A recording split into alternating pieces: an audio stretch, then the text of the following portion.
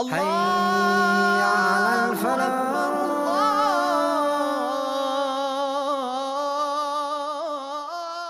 الله أكبر.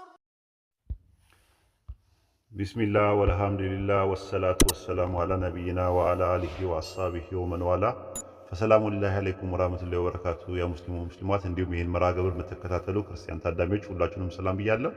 ኢንሻአላህ ባለፈው በክፍል 1 ስለ ኢየሱስ ክርስቶስ ቅድመ ህልውና ስንነጋገር ነበረ። አሁን ክፍል 2 ደግሞ ከባለፈው የሚቀጥል ነው ማለት ነው። ኢየሱስ በእውነት ቅድመ ህልውና አለውን? ኢየሱስ ቅድመ ህልውና አለው ብለው ሰዎች የሚጠቅሱትን ጥቅሶች እየተመለከትን ነበር ማለት ነው። ኢንሻአላህ ዛሬም ከዛ እንቀጥላለን ማለት ነው። ስለ ስርጸት እንመለከታለን ማለት ነው። ስርጸት የሚለው የግዕዝ ቃል ሰረጸ ማለትም ወጣ ከሚል ስርወ ቃል የመጣ ሲሆን መውጣት ማለት ነው። ራሱ ወጣ የሚለው በግዕዝ ቃል የተለያየ ነገር አለ። ወፃ፣ ሰረቀ፣ ሰረጽ ማለት ተመሳሳይ ነገር ነው ያለው ራሱ ማለት ነውና አይ ቲንክ በቁርአን ውስጥ አላህ አፍ እንዳለው ያልተገለጸ ሲሆን በባይብል ውስጥ ደግሞ ግን አምላክ አፍ ኖሮት ከአፉ ጥበብ፣ ማስተዋል፣ እውቀት፣ ቃል፣ እስትንፋስ ይወጣሉ ይላል። ለምሳሌ መጽሐፈ ሲራክ ምዕራፍ 24 ቁጥር 3 ላይ እኔ ጥበብ ከልዑል አፍ ወጣው ይላል።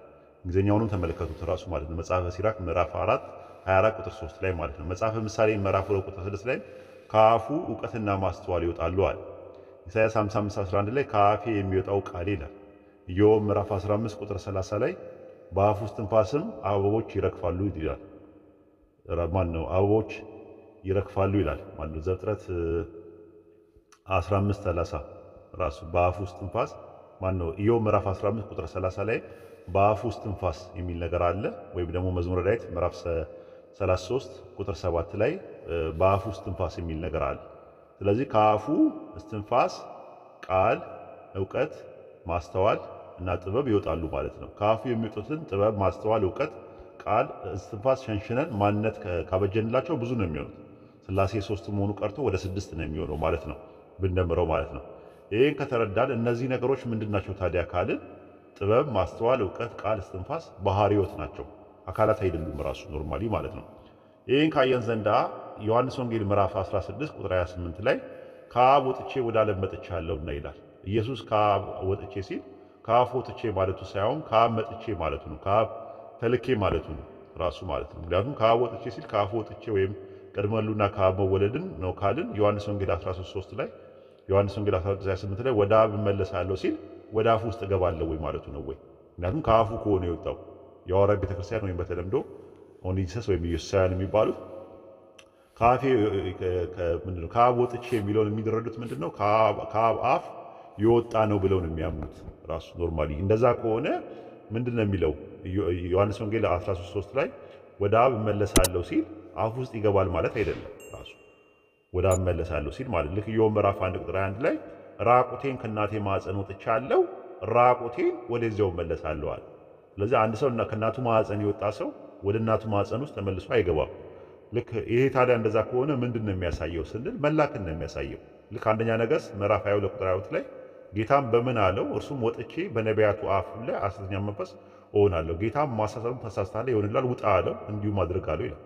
እዚህ ጋር መንፈስ ነው፣ ርኩስ መንፈስን ውጣ አለው ይላል። ውጣ ማለት ሂድ ማለት ነው። ራሱ ሂድ አለው ወይም ደግሞ ሂድ እዛ ሂድ ወይም ደግሞ መጣ ማለት ነው በሌላ አባባል ማለት እና ሰይጣን ከአብ ወጥቶ ሊያሳስት ከአብ መላኩ እና መምጣቱ ከአብ አፍ ውስጥ ወይም ከአብ አካል ተወልዶ መምጣቱን አያሳይም።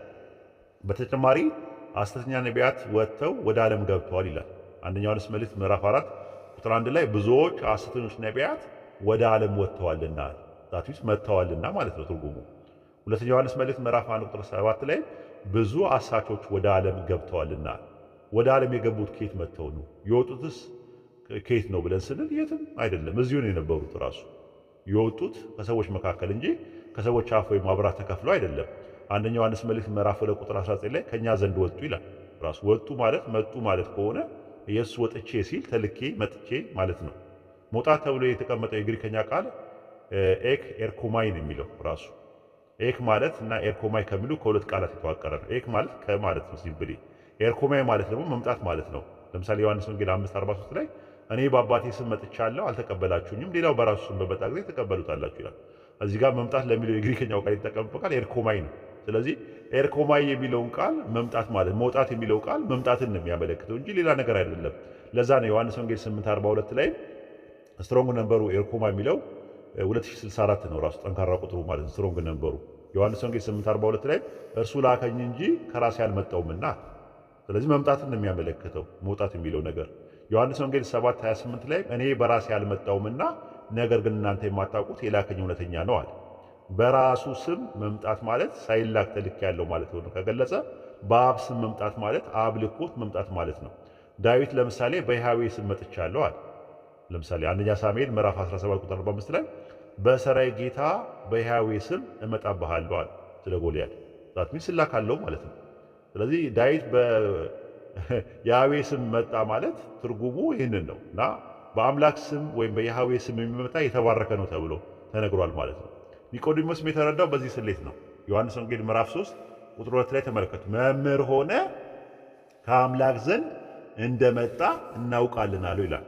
ኒቆዲሞስ ታስታውስ እንደሆነ የሕግ መምህር ነው እና ኒቆዲሞስ ኢየሱስን ከድንግል ማርያም ከወለዱ በፊት ነበርክና እዛ አምላክ ጋር ኖረህ መጣህ እያለው አይደለም። መምህር ሆነ ከአምላክ ዘንድ እንደመጣ እናውቃለን አለው። ከአምላክ ዘንድ እንደመጣ እናውቃለን ሲለው ዛት ሚንስ መልእክተኛ ነህ ነብይ ነህ እያለው እንጂ ሌላ ነገር እያለው አይደለም። ኢየሱስ ከዳዊት ዘር ወደ ዓለም ያመጣው አምላክ ነው።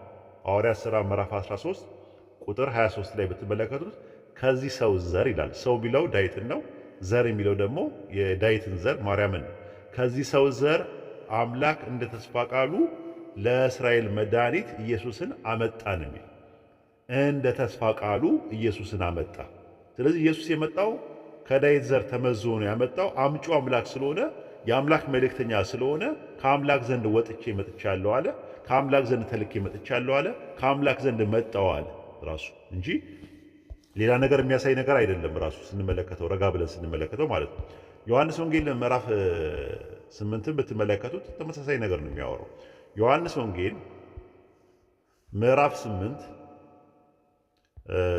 ቁጥር 40 ጀምሮ እስከ 42 ብንመለከተው እንዲህ አለ። አሁን ግን ከአምላክ የሰማሁትን እውነትን የነገርኳችሁን ሰው ልትገድሉኝ ትፈልጋላችሁን? አብርሃም እንደዚህ አላደረገም።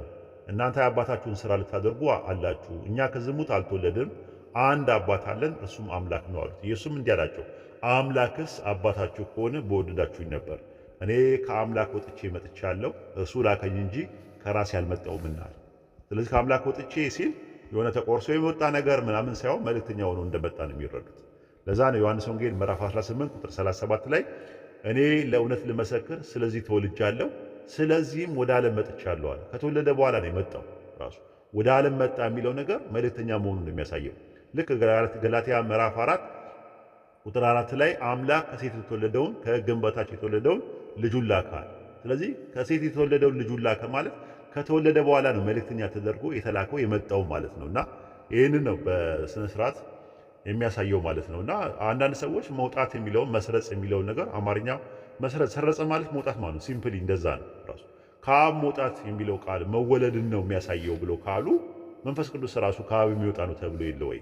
ራሱ ዮሐንስ ወንጌል ምዕራፍ 15 ቁጥር 26 ላይ ያንን የሚጠቀሙበት ክርስቲያኖች ለመንፈስ ቅዱስ ነው እና መንፈስ ቅዱስ ከአብ የሚወጣ ነው ስለሚል ከአብ የሚወለድ ነው ብሎ ለምን አልተጠቀሙበትም? መወለድና መውጣት ማለት ከሆነ እንግዲያስ መንፈስ ቅዱስ ከአብ የሚወጣ ስለሆነ መንፈስ ቅዱስ ራሱ የማ ልጅ ነው ማለት ነው? የአብ ልጅ ነው ለምን አይባልም? መውጣት ነው ራሱ ኖርማሊ። አይ መወለድ ማለት ትርጉሙ ያ ነው። ምኞት ጸንሳ ኃጢአትን ትወልዳለች፣ ኃጢአት ካደገች በኋላ ሞትን ትወልዳለች ይላል። ያ ማለት መውጣትን ነው የሚያመለክተው መወለድ ከተባለ እንግዲያውስ መንፈስ ቅዱስ ራሱ ከአብ ወጥቶ የለው ለምን ልጅ አልተባለም ራሱ የሚል ጥያቄ ያለ ማለት ነውና በ380 ድህረ ልደት የተሰበሰበው የቁስጥንጥንያ ጉባኤ መንፈስ ቅዱስ ከአብ የሰረጸ የሚል ትውፊት ከጽባውያን ኦርቶዶክስ እና ከመላኪያን ኦርቶዶክስ ኤስተርና ዌስተርን የሚባል ነገር የመጣ ሲሆን ከአብና ከወልድ ነው የሰረጸው የሚል ደግሞ ካቶሊካውያንና ፕሮቴስታንቶች አሉ ማለት ነው። አንዳንድ ጊዜ ይህንንም ከአብ በወልድ በኩል ነው የሰረጸ የሚሉ አሉ፣ ከአብና ከወልድ የሰረጸ ነው የሚሉ ነገር አሉ። በ1053 ላይ ድህረ ልደት በጉባኤ ተሰብስበው ባለመግባባት የተወጋገዙበት ዋናው የዶክትሪን ጉዳይ እነዚህ መላካውያን ኦርቶዶክስ እና ካቶሊክ በዚህ የተነሳ ነው እና ይሄ ራሱ ታላቅ ክፍፍል ግሬት ስቺምስ ነው ምናምን ይሉታል። ከዛ በኋላ በ1817 ላይ ከካቶሊክ የተገነጠለው የፕሮቴስታንት አንጃ በስህተት ጉዳይ ላይ ካቶሊክን ትውፊት የያዘ ነው። ራሱ የሪፎርሚንግ ኤጅ የሚባለው በተሐድሶ በነ ማርቲን ሉተር የመጣው እንቅስቃሴ ያንን የሚያመለክተው ማለት ነው። እና ሌላው ደግሞ የሚጠቅሱት ጥቅስ ትንቢተ ሚክያስ ምዕራፍ 5 ቁጥር 2 ላይ ነው። አንቺ ቤተልሔም ኤፍራታ ሆይ አንቺ በይሁዳ አእላፋት መካከል ትሆኚ ዘንድ ታናሽ ነሽ፣ ከአንቺ ግን አወጣጡ ከቀድሞ ጀምሮ ከዘላለም የሆነ በእስራኤል ላይ ገዥ የሆነ ይወጣልኛል። እዚህ አንቀጽ ላይ ቀድሞ ተብሎ የተቀመጠው ቃል ቄዴም ነው። ቀድሞ የተባለው ጊዜ አብርሃም፣ ይስሐቅ፣ ያዕቆብ የነበሩበትን እዛው ላይ ስንመለከተው ትንቢተ ሚክያስ ምዕራፍ 7 ቁጥር 20 ላይ ከቀድሞ ጀምሮ ጀምረ ለአባቶቻችን የማልክላቸው እውነት ለያዕቆብ ምሕረትን ለአብርሃም ታደርጋለህ። አብርሃም፣ ይስሐቅ፣ ያዕቆብ የነበሩበት ጊዜ የቀድሞ ጀምሮ ይላል። ስለዚህ አወጣቱ ከቀድሞ ጀምሮ ነው ማለት ከነ አብርሃም ከነ ይስሐቅ ከነ ያዕቆብ እየተመዘዘ የመጣ ነው። ራሱ ኖርማሊ ለአባቶች የማልክላቸውን ይላል። ምን ብሎ ነው የማልላቸው? በዘሬ ምድር አሕዛብ ይባረካሉ የሚለው ለአብርሃም ለይስሐቅም ለያዕቆብም ስለ መሲህ መምጣት ተነግሯቸዋል። ዘፍጥረት 22:18 ላይ ይዩት ለአብርሃም፣ ዘፍጥረት 26:4 ላይ ለይስሐቅ፣ ዘፍጥረት 28:14 ላይ ደግሞ ለያዕቆብ ነው ማለት ነው። ቄዴም የሚለው ሌላ ትርጉሙ ደግሞ ምስራቅ ማለት ነው። ለምሳሌ ዘፍጥረት 10:30 ላይ ስፍራቸው ከማሳ አንስቶ ወደ ስፋር ሲል እስከ ምስራቅ ተራራ ድረስ ነዋል። ምስራቅ ለሚለው ቃል የገባው ቃል እዚህ ጋር ቄዴም ነው አሁንም ራሱ ማለት ነው። ስለዚህ ይህንን ነገር ስለተረዳ ከ306 እስከ 373 አካባቢ ላይ ይኖር የነበረው ሰራዊ ኤፍሬም የሚባለው ድንግል ማርያም ምስራቅ ኢየሱስን ኮከብ በማለት አወጣቱ ከምስራቅ ነው በማለት አስቀምጧል ማለት ነው። ውዳሴ ማርያም ዛር ቁጥር 6 ላይ አንቲ ውእቱ ምስራቅ ዘወፃ እምኔኪ ኮከብ ይላል። ትርጉሙም ኮከብ ከአንቺ የወጣብሽ ምስራቅ አንቺ ነሻል። ስለዚህ ይህንን ነው የሚያመለክተው። ከዘላለም የሆነ የሚለው በቀጣይ ደግሞ አለ። ዘላለም የሚለው የዕብራይስጥ ቃል ኦላም ነው። ኦላም አላፊ ወይም መጻኢ ውስን ጊዜ ለማመልከት ይውላል። ለምሳሌ ብዙ ቦታ ላይ ማየት እንችላለን። እንደዚህ አይነት ኤግዛምፕሎች አሉ። ባሪያ ቦ የሚፈልግ ጆሮውን በስተ ምን አድርገው ይላል፣ ለዘላለም ባሪያ አድርገው ይላል። ያ ማለት መጻኢ ውስን ጊዜ ነው የሚያመለክተው። ባሪያው ጌታው እስከሚሞትበት ጊዜ ይኖራል ማለት እንጂ ባሪያው መጨረሻ የለውም ለባርነቱ ማለት አይደለም። ራሱ ሰውየው እስከሚሞት ድረስ ማለት ነው እንጂ እስከ ዝንተ ዓለም ማለት አይደለም የሚሆነው። ስለዚህ ዘላለም የሚለው ቃል ውስን ጊዜ ያመለክታል። ስለ ተራሮችም ሲናገር የዘላለም ተራሮች ይላል። ጥንት ስለነበሩ መነሻቸው ቀኑ ስለማይታወቅ የተፈጠሩበት ቀን በውል ስለማይታወቅ ስለዚህ የቀድሞ ማለት ዘላለም ተብለዋል ማለት ነው። እና ይሄ ሰፋ ያለ ነገር ነው። አይ ቲንክ ይሄን ከተረዳን አወጣጡ ከቀድሞ ጀምሮ ነው ማለት ትርጉሙ ከነ አብርሃም ከነ ይስሐቅ ከነ ያዕቆብ ከአባቶቻችን የወጣ ነው ማለት ነው። ኦሪት ዘፍጥረት ምዕራፍ 24 ቁጥር 17 ላይ ከያዕቆብ ኮከብ ይወጣል ይላል። ኦሪት ዘኍልቍ ምዕራፍ 24 ቁጥር 19 ላይ ከያዕቆብ የሚወጣ ገዥ ይሆናል አለ። ዕብራውያን 7:14 ላይ ጌታችን ከይሁዳ ነገር እንደወጣ የተገለጠ ነው አለ። ኢሳይያስ 11:1 ላይም ከእሴይ ግንድ በትር ይወጣል አለ። ዘካርያስ 3:8 ላይም እነሆ ባሪያዬ ቁጥቋጦን አወጣዋለሁ። ስለዚህ ሚልክያስ 5:2 ላይ ስለ ዓለም ሳይፈጠር በፊት ዘመን ሳይቆጠር በፊት ስለ ኢተርናል ጄኔሬሽን ወይም ደግሞ ዘላለም ወልደት ስለሚባለው ነገር ማስረጃ መሆን አይችልም። አስቀድሞ ከአብርሃም ከይስሐቅ ከያዕቆብ ከነሱ በስጋ መምጣቱን የሚያመለክተው ከአባቶች ከነርሱ ክርስቶስ በስጋ መጣ ከሚለው ሮሜ 9:5 ጋር እየተገናኘ ነው ማለት ነው። ሌላው መጽሐፈ ምሳሌ ምዕራፍ 8 ላይ የሚጠቀሰው ነው። መጽሐፈ ምሳሌ ምዕራፍ 8 ስለምንድን ነው የሚያወራው ብለን ስንል መጀመሪያ ስለ መጽሐፈ ምሳሌ ላይ ያሉ ነገሮች አንዳንድ ነገሮችን እንረዳለን ማለት ነው። መጽሐፈ ምሳሌ ምዕራፍ 3 ቁጥር 19 ላይ ያህዌ በጥበብ ምድርን መሰረተ፣ በማስተዋልም ሰማያትን ዘረጋ ወይም አጸና፣ በእውቀቱም ቀላያት ተቀደዱ፣ ደመናት ጠለን ያንጠባጠቡ ይላል። እንደምንመለከተው ጥበብ የተባለው ከአፍ የሚወጣ ነው። መጽሐፈ ሲራክ 24:3 ላይ ማስተዋልና እውቀትም መጽሐፈ ምሳሌ 2:6 ላይ ከአፉ እንደሚወጣ ይናገራል። እንደዛ ነው። በተረፈ ኢሳይያስ 44:24 ላይ ብቻውን ነው የፈጠረው ራሱ ከማዕፀን የሰራ የሚቤዝ ያህዌ እንዲህ ይላል፣ ሁሉን የፈጠርኩኝ ሰማያትን ለብቻ የዘረጋው ምድርን ያጸናው እኔ ያህዌ ነኝ፣ ከኔ ጋር ማን ነበር ይላል። ማንነት የለም ማለት ነው። ምን ነበር አይደለም የሚለው ማን ነበረ፣ ማንነት የለም። የራሱ ባህሪ፣ ጥበብ፣ ማስተዋል፣ እውቀት፣ በንግግር ቃል ሎጎስ ምናምን አለው ራሱ። መጽሐፈ ምሳሌ 8:27 ላይ ሰማያትን በዘረጋ ጊዜ አብሬው ነበርኩ የምትለው ፊገራቲቭ አነጋገር ነው። መጽሐፈ ምሳሌ ምዕራፍ 1 ቁጥር 1 ላይ የእስራኤል ንጉሥ የዳዊት ልጅ የሰለሞን ምሳሌዎች ነው የሚለው። ምን አለ 8:1 ላይ መጽሐፈ ምሳሌ 8 በእውኑ ጥበብ አትጮህምን? ማስተዋል ድምጿን አትሰጥምን? ይላል። ጥበብና ማስተዋል ከአምላክ አፍ የሚወጡ ከሆኑ ባህሪያት ሆነው ሳለ ጥበብ አትጮምንም፣ ማስተዋል ድምጿን አትሰጥምንም መባሉ ፈሊጣዊ አገላለጽ ነው፣ ኢዲዮማቲክ ኤክስፕሬሽን ነው። ለምሳሌ ኢዮብ ምዕራፍ 28 ቁጥር 14 ላይ ቀላይ በእኔ ውስጥ የለችም ይላል፣ ባህርም በእኔ ውስጥ የለችም ይላል። ቀላይና ባህር እንዴት ይናገራሉ? ቀላይ ማለት ሰማይ ላይ የተከማቸው ውሃ ነው ቀላይ የሚባለው። ባህር ማለት ደግሞ ታች ምድር ላይ ያለው የተከማቸው ውሃ ባህር ይባላል። ቀላይና ባህር ግን እኔነት ፐርሰን ሆኖ አይደለም፣ ራሱ ፊገራቲቭ ነው፣ ኢላስትራቲቭ ነው፣ ሲምቦሊካል ነው፣ አልጎሪካል ነው። በሶሊድ የሚወሰድ አይደለም ራሱ ማለት ነው። ለዛ ነው መጽሐፈ ምሳሌ ምዕራፍ 1 ቁጥር 6 ላይ ምሳሌና ትርጓሜ የጠቢባን ቃልና የተሸሸገውን ነገር ለማስተዋላል። ትርጓሜ የተባለው በውስጠ ታዋቂነት ደግሞ የሚናገረው ነገር አለ። መጽሐፈ ምሳሌ ምዕራፍ 8 ሙሉውን ምሳሌያዊ ነው፣ በውስጡ ግን ትርጓሜ ነገር ይዟል አለ።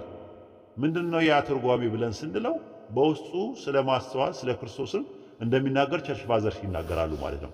አንደኛ ቆሮንቶስ ምዕራፍ 2 ቁጥር 7 ላይ ነገር ግን እግዚአብሔር አስቀድሞ ከዘመናት በፊት ለክብራችን የወሰነው ተሰውሮ የነበረውን የእግዚአብሔርን ጥበብ በሚስጥር እንናገራለን አለ። ስለዚህ ተሰውሮ የነበረው በምንድነው? በሚስጥር ደረጃ የያዘው ነገር እንዳለ ነው የሚያመለክተው ራሱ ማለት ነው። ነገር ግን አስቀድሞ ከዘመናት በፊት ለክብራችን የወሰነውና ተሰውሮ የነበረውን የእግዚአብሔርን የአምላክን ጥበብ በሚስጥር እንናገራለናል። ስለዚህ መጽሐፈ ምሳሌ ምዕራፍ 8 ቁጥር 21 ላይ በውስጠ ታዋቂነት ኢየሱስ ይመጣል። ለሚወዱኝ ርስትን አወርሳቸውና ቤተ መዛግብትን እሞላ ዘንድ ያህዌ የመንገዱ መጀመሪያ አደረገኝ፣ በቀድሞ ስራው መጀመሪያ አለ። ለሚወዱኝ ርስትን አወርሳቸው ዘንድ አለ። መቼ ነው ርስትን ማውረስ የተጀመረው? ኤፌሶን ምዕራፍ 1 ቁጥር 11 ላይ እንደ ፈቃዱ ምክር ሁሉን የሚሰራ እንደ እርሱ ሐሳብ አስቀድመን የተወሰንን በክርስቶስ ኢየሱስ ርስትን ተቀበልን አለ። አያችሁ፣ አስቀድመን የተወሰንን በክርስቶስ ኢየሱስ ርስት ተቀበልን አለ። ለሚወዱኝ ርስትን አወርሳቸው ዘንድ እግዚአብሔር የመንገዱ መጀመሪያ ያደረገኛል። እግዚአብሔር አስቀድሞ ከዘመናት በፊት በክርስቶስ ርስትን ለመቀበል እግዚአብሔር ኢየሱስን ከሁሉ አስቀድሞ እንደፈጠረው ይናገራል። ምን ማለት ነው? እንደዛ ሲባል እርሱ የፍጥረት በኩር ነው፣ የአዲስ ፍጥረት በኩር ነው፣ ከዚህ በፊት እንደተመለከትነው ማለት ነው። ስለዚህ በእንትኖች በውስጠ ታዋቂነት ጥበብ፣ ማስተዋል፣ እውቀት የሚባሉ ነገሮች ፊገራቲቭሊ ለኢየሱስ በውስጠ ታዋቂነት ሊመጡ ይችላሉ። አንደኛ ቆሮንቶስ ምዕራፍ 1 ቁጥር 24 ላይ የእግዚአብሔር ኃይልና የእግዚአብሔር ጥበብ የሆነው ክርስቶስ ነው ይላል።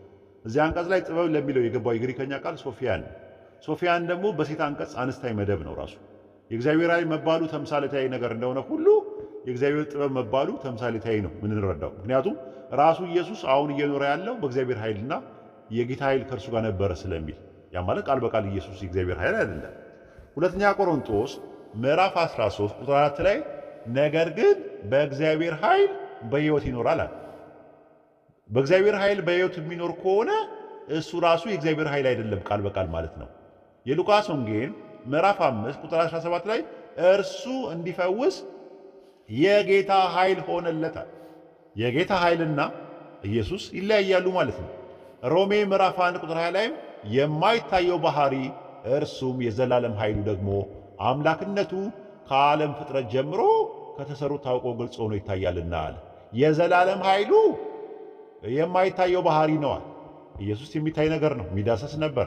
ስለዚህ የእግዚአብሔር ኃይል ነው የተባለው ፓወሩን በሱ ጥበቡን በሱ የተጠቀምበት ነው ለማለት እንጂ ለሌላ አይደለም ራሱ። ለዛ ነው ኢዮብ ምዕራፍ 12 ቁጥር 16 ላይ ኃይልና ጥበብ በእርሱ ዘንድ ናቸዋል።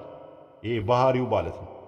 ኢዮብ ምዕራፍ 12 ቁጥር 13 ላይ በያህዌ ዘንድ ጥበብና ኃይል አለ አለ። ኃይልና ጥበብ በእርሱ ዘንድ ናቸው ሲል ኃይልና ጥበብ የተባሉት ምንድናቸው?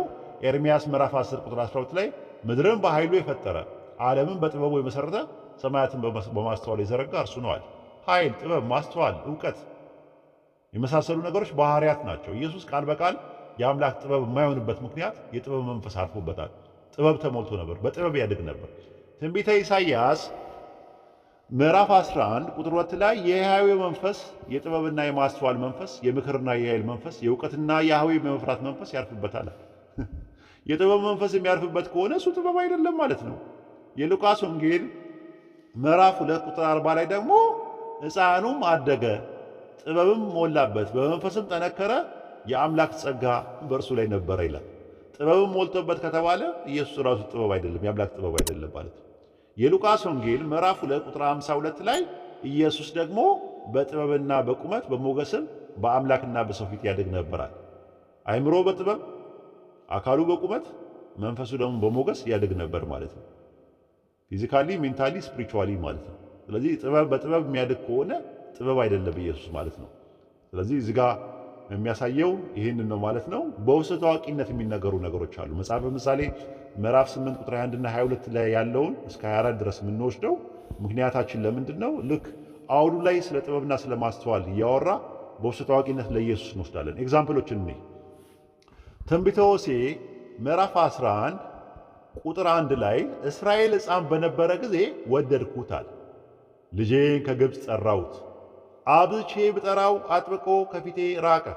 ለበዓልም ይሰዋ ነበር፣ ለተቀረጸ ምስልም ያጥን ነበር አለ። ማ ልጄን ከግብፅ ጠራሁት የተባለው እስራኤል። ዘፍጥረት 4:22 ላይ ፈርዖንም ያህዌን እንዲህ ይላል፣ እስራኤል የበኩር ልጄ ነውና ይገዛልኝ ዘንድ ልጄን ልቀቅ አልኩ፣ አንተ ግን ትለቅ ዘንድ እምቢ አልክ። እነሆ እኔ የበኩር ልጅን እገላለሁ ትለዋለህ። ስለዚህ እስራኤል የመጀመሪያ ልጄ ነዋል፣ የበኩር ልጄ ነዋል። እስራኤል ሕፃን በነበረ ጊዜ ወደድኩት፣ ልጄን ከግብፅ ጠራሁት አለ። አብዝቼ ብጠራው አጥብቀው ከፊት የራቁ፣ ለበዓል የሚሰዉ ነበር፣ ለተቀረጸ ምስል የሚያጥኑ ነበራል። ማ ልጄ እስራኤል። እንደዛ ከሆነ ከግብፅ ተጠርቶ ለበዓል ሲሰዋ የነበረውና ለተቀረጸ ምስል ያጥን የነበረው የእስራኤል ሕዝብ ነው። ነገር ግን ማቴዎስ ወንጌል ምዕራፍ 2 ቁጥር 14 ላይ እርሱም ተነስቶ ሕፃኑና እናቱን በሌሊት ያዘ፣ ከጌታ ዘንድ በነቢይ ልጄን ከግብፅ ጠራሁት የተባለው እንዲፈጸም ወደ ግብፅ ሄደ ይላል። ሄሮድስም እስኪሞት ድረስ በዚያ ኖሯል።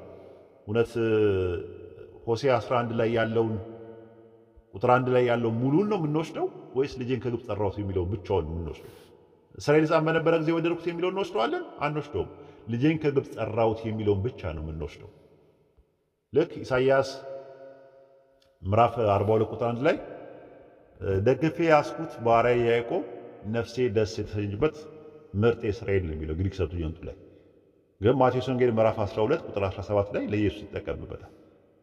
እዛ ጋር የተፈለገው ነገር ምንድነው? ልጅና ባሪያ የሚለው ነው እንጂ እስራኤልና ያዕቆብ የሚለው ነገር ኢየሱስ እስራኤልም ያዕቆብም አይደለም ራሱ ኖርማሊ ማለት ነው። ስለ እስራኤል ሕዝብ ነው የሚያወራው። ኢየሱስ ደግሞ ሕዝብ አይደለም፣ አንድ ኢንዲቪዥዋል ፒፕል አይደለም ራሱ ኢየሱስ።